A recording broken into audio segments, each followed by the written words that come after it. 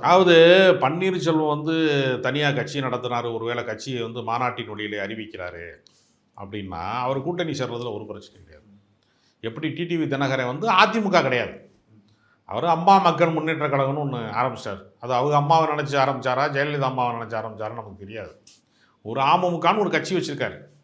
அப்போ அவர் வேறொரு கட்சின்னு சொல்கிறது மூலமாக அதிமுகவின் தலைமையை வந்து டிடிவி தினகரன் வந்து குறிபார்க்க வேண்டிய அவசியம் கிடையாது.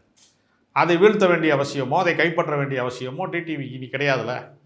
அதே மாதிரி ஓபிஎஸும் ஒரு லெட்டர் பேடு கட்சியைவாது வச்சு மதுரையில் ஒரு மாநாட்டை போட்டு அல்லது ஏதாவது ஒரு பெரிய மாநாட்டை நிகழ்த்தி எனக்கு பெரிய ஆதரவு இருக்குது என்று காட்டுவதன் வழியாக ஒரு கட்சியை தொடங்கி கூட்டணிக்கு வந்தால் எடப்பாடி பழனிசாமிக்கு பிரச்சனை. ஏன்னா தன்னுடைய தலைமை பதவியை, பொதுச் செயலாளர் பதவியை என்றைக்காவது கைப்பற்றி விடுவார்களோ என்கிற அச்சத்தில் தான் எந்த நிபந்தனையும் இல்லாமல் நான் வர்றேன்னு சொன்னால் கூட இல்லைப்பா நீ வேணாங்கிறார்.